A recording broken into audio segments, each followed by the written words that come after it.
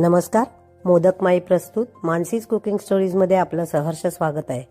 आज मी तुम्हाला एक इन्स्टंट डोसा दाखवते। त्यासाठी मी इथे एक मोठा बटाटा स्वच्छ धुवून सोलून तुकडे करून मिक्सर मधनं काढला। आता त्यामध्ये 1 कप भरून तांदळाचं पीठ घातलंय आणि त्याच पेल्याने माप घेऊन अर्धा कप डाळीचं पीठ घातलंय, म्हणजे चण्याचं पीठ घातलंय आणि त्यात अर्धा कप दही। आता थोडंसं पाणी घालून हे सर्व मिश्रण एकत्र वाटून घ्यायचंय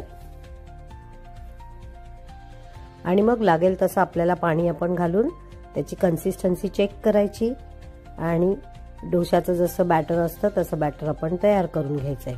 आता यात मीठ घालून साइडला ठेवून द्यायचंय आणि आपण एक साइडला चटणीची तयारी करायला घेणार आहोत। हे व्यवस्थित ढवळून मीठ घालून सगळं साइडला रेडी ठेवायचंय। चला तर मग आता आपण बघूया चटणी।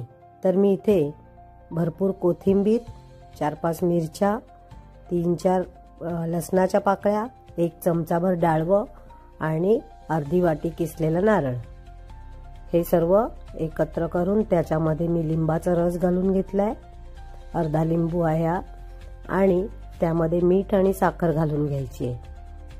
ही आपल्याला जशी आवडते तशी जाड किंवा बारीक अशी चटणी वाटून घ्यायची आणि वरना हवे तर आपण त्याला मोहरी आणि जिरं, लाल मिरची, कढीपत्त्याची फोडणी द्यायची। ही आपली इथे चटणी तयार झालेली आहे। चला तर मग आता आपण डोशाची तयारी करूया।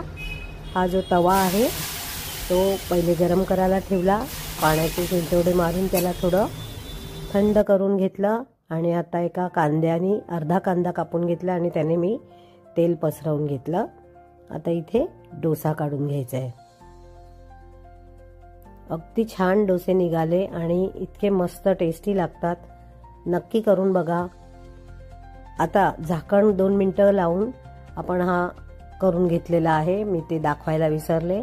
आता यामध्ये बटर लावून घेतलंय आणि त्यावर जी पोळी चटणी मिळते, रेडीमेड पण मिळते किंवा आपण घरी बनवू शकतो, तर ती घालून घ्यायची आणि मी आधीच बटाट्याची भाजी करून ठेवली होती जशी डोशाला बनवतात ती घालून घ्यायची आणि इथे आपला डोसा तयार झालेला आहे।